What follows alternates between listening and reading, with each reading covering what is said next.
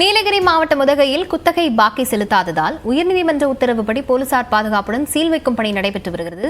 இதுகுறித்த விவரங்களுடன் செய்தியாளர் ஐயாசாமி இணைந்திருக்கிறார். ஐயாசாமி, கள விவரம் என பதிவு செய்யலாம்.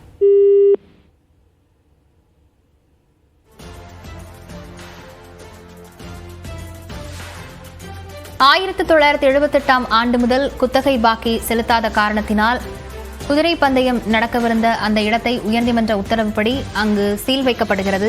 கோட்டாட்சியர் மகாராஜ் தலைமையிலான அதிகாரிகள் இந்த இடத்திற்கு சீல் வைத்திருக்கிறார்கள்.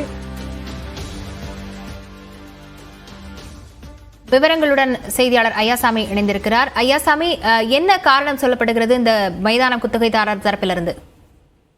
லாவண்யா, நீலகிரி மாவட்டம் உதகையில் செயல்பட்டு வந்த குதிரை பந்தய மைதானம் 822 கோடி வரி செலுத்தாததால் உயர்நீதிமன்ற உத்தரவுப்படி இன்று சீல் வைக்கப்பட்டுள்ளது. உதகை மத்திய பேருந்து நிலையம் அருகில் உள்ள நூற்றாண்டுகளை கடந்த குதிரை பந்தய மைதானம் செயல்பட்டு வருகிறது.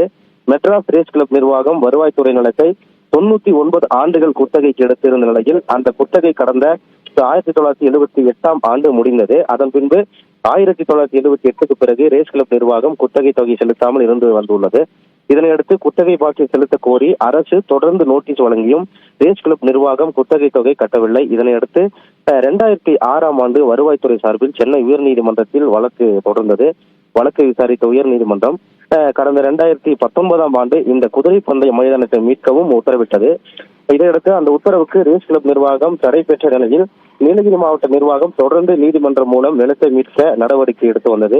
இதனையடுத்து இன்று ரேஸ் கிளப் அமைந்துள்ள இடத்தை மீட்க நீதிமன்றம் அனுமதி அளித்ததை அடுத்து இன்று காலை போலீஸ் பாதுகாப்புடன் சென்ற உதகை கோட்டாட்சியர் மகாராஜ் தலைமையிலான அதிகாரிகள் 52.34 ஏக்கர் குதிரை பந்தய மைதான நிலத்தை மீட்டு வருவாய்த்துறைக்கு சொந்தமானதென்ன அறிவிப்பு பலகையும் மற்றும் சீல் வைத்து தடையை மீறி யாரும் நுழையக்கூடாதும் என எச்சரிக்கை பலகை வைத்தனர். லாவண்யா,